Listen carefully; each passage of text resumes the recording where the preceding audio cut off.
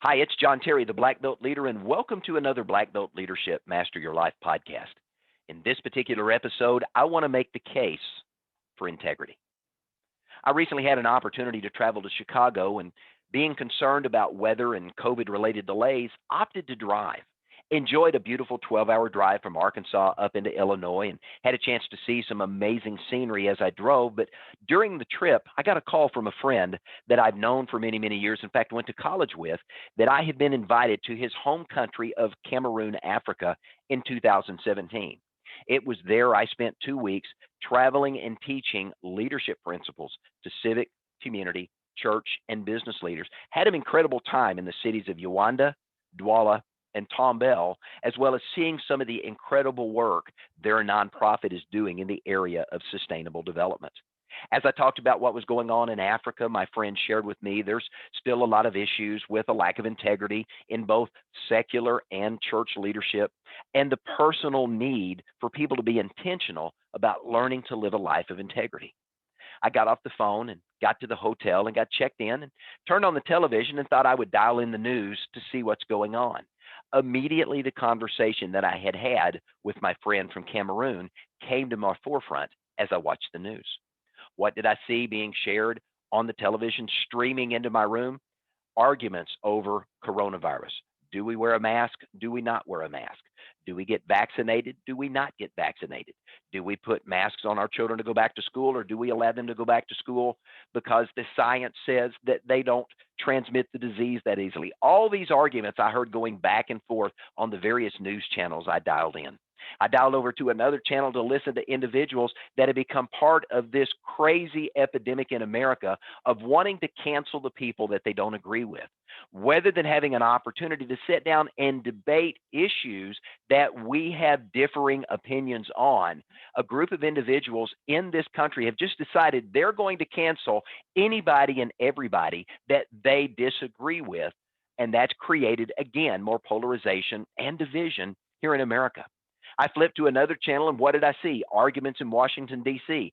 Two political parties entrenched and polarized in their ideologies rather than coming together to solve the problems and serve the people that elected them to serve. Another channel I flipped to is rehashing all of the protests and the riots that took place during the last 12 to 24 months. Stores that were robbed, buildings that were burned, vehicles that were vandalized, people that have been shot, and this epidemic of crime waving across our nation, creating problems. And I walked away having turned off the television and going to take a walk to just clear my head. It was amazing to understand that justification of bad behavior has become the new normal. It appears that integrity, living a life of integrity, has been replaced here in America with living a life of expediency, doing what seems right at the moment or doing what feels good to me. Now, if we truly want to solve the racial divide in this nation, and we truly want to unite as one nation, one country under God as our founders intended, we need to have a return to the principles and living a life of integrity. Now, what is integrity? By definition, integrity is the quality of being honest. It's having strong moral principles. It's defined as moral uprightness. It's also defined as the state of being whole and undivided, or being incorruptible. At the end of the day, what's desperately needed is a return to living a life of integrity, a moral compass that directs our thoughts, our words, and our actions. Integrity is really our character on display. It's those moral and ethical qualities that we live out in what we think, in what we say, and in what we do. Now, as leaders, we model what we truly believe. Each and every one of us do that as we lead our own lives, and others watch and follow our example. And if we haven't cultivated integrity as the moral compass that guides our lives, then what we live out before others will not be good. It's important to remember that everything begins with a thought, including our character. Our thoughts shape our values shape our beliefs, and our beliefs shape our convictions. If we lack integrity in our thought process, that's ultimately going to be demonstrated in our words and in our deeds. Now, when our thoughts are given a voice, we speak. We speak from our intellect what we know, And we also speak from our heart what we believe. Now, if these two do not align, it's evidence of a character flaw, a lack of integrity in our lives. And what is in our heart in abundance will actually find its way to our lips and into the lives of others. Now, when our thoughts are assigned to a task to do, we act. And like our words, our actions come both from what we know and what we believe. If there's a disconnect between what we know and what we believe, it's evidence of a character flaw in our lives, a lack of integrity. What we truly believe will eventually find its way into our actions and our reactions, and that will be on display for others to see and model in our own lives. And just like a world-class cycling team, if there's a disconnect between what we do and those that follow us do, what we say and what we actually live out, that team will never win the medal. Now, in Proverbs, also known as the Book of Wise Sayings, King Solomon penned these words, "As a man thinks, so he becomes." This is a sober reminder that integrity begins with our thoughts, because our thoughts govern our words and our deeds. Now, we need to understand that our character is who we truly are as what we believe we live out. What we internalize becomes the model of behavior that we live out for others to see and emulate in our own lives. We need to remember that our character is who we truly are. Our character is on display every single day with every choice that we make. We need to understand that our character matters because it speaks to what we truly value. Now, influence is our ability to shape another person's view of the world, their beliefs, their values, their morals, and their ethics. As a result of that, we need to understand that our reputation needs to be built on sound moral character, because our reputation is nothing more than a display of how we're living our lives. Our reputation is the consistency of our character or the lack thereof. If we live a life without integrity, it's ultimately going to be played out in how we will be remembered and the legacy that we leave behind. We need to remember that integrity is the moral and ethical consistency of our daily choices. It doesn't matter the circumstances, whether it's in a public or a private setting, regardless of who's in the room or who's not. Leading with integrity is allowing our moral compass to guide our lives consistently, choosing the high road, doing the right thing no matter what. It means we are serving others as we would want to be served. It means that we are adding value to people who are valuable and acknowledging that every life matters. Every individual on the face of the earth matters. And as we serve them with integrity, we're serving ourselves the way we want to be served. I think one of my mentors, John Maxwell, said it right when he said, "We teach what we know, but we reproduce what we are."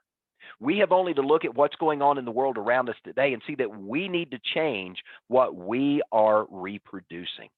That's why we need to understand character and leading with integrity truly matters. Leadership is influence, and how we lead ourselves is how those we are leading will in turn lead those who are following them. We need to remember that and learn to live a life of integrity. Now, I want to close with a story that I think you'll find interesting as it relates to the case for integrity and the power that integrity can bring. In ancient China, the emperor ordered the building of a great wall to protect the country from foreign invaders. He commissioned a wall so tall it could not be climbed, so wide it could not be ridden around, so thick it could not be breached, and so deep it could not be tunneled under. Now, in today's terms, millions and millions of dollars and millions of man-hours were invested in building China's Great Wall, a physical structure so large it can literally be seen from space. Now, when it was completed, the emperor paused. He relaxed, believing his nation to be safe from attack. But he overlooked one very critical step in the process, and China suffered as a result. Did you know that on three separate occasions after the Great Wall was completed, China was again marauded by foreign invaders? How did these individuals breach a wall that is so tall it can't be climbed, so wide it can't be ridden around, so thick it can't be breached, and so deep it can't be tunneled under? How were they able to breach the wall? It was much easier than the emperor anticipated. The emperor forgot the importance of putting men of integrity in key positions throughout the armed forces that were guarding the country on the wall. As such, the foreign invaders simply bribed a guard at the gate who opened the doors to the kingdom for a price. A lack of integrity cost the emperor and the people of China their safety and their security. Now, to pursue black belt excellence as a leader in life, integrity cannot be an option. What is desperately needed today is a return to living a life of integrity, a moral compass that directs our thoughts, our words, and our actions. Integrity is nothing more than our character on display. It is the moral and ethical qualities that we live out in everything we think, everything we say, and everything that we do. When we treat others the way we want to be treated, and we value people because they are valuable, all of a sudden the way we treat people changes. When we treat other people the way we want to be treated, and we value who they are, we value their possessions as theirs, and we value their worth as an individual, we change the way we treat other people. And as a result, the world becomes a better place. It's important to remember that as leaders, we model what we truly believe. And when our thoughts, our words, and our actions align with moral excellence, we live out a life of intentional integrity that a world today desperately needs to see. We need more black belt leaders in life, living a life of integrity, serving other people as they would want to be served, loving other people as they would want to be loved, caring for other people as they would want to be cared for, and valuing other people as they want to be valued. I want to say thank you for joining me for this particular episode of Master Your Life. This Be a Black Belt Leader podcast is provided to help you on your own personal growth journey, as well as a resource to share with those on your team so they can have an opportunity to up-level their own leadership abilities as well. If you haven't had an opportunity to connect with me, I'd encourage you to do so. You can find all of the resources to connect with me, as well as a number of tools, tips, and resources at my website, beablackbeltleader.com. If you'll visit the Contact Us page, you'll be able to connect with and engage with me through all of the various social media platforms that we're on, where on a consistent and regular basis, I'm sharing newsletters, tips, tools, and resources like this podcast to help you become a better leader as you grow yourself, become a better version of yourself, and continue to discover, develop, and deploy the Black Belt leader within. So on behalf of all of us here at Black Belt Leadership, I'm John Terry, the Black Belt Leader. Thanks for joining me. Have a great day, and go lead well.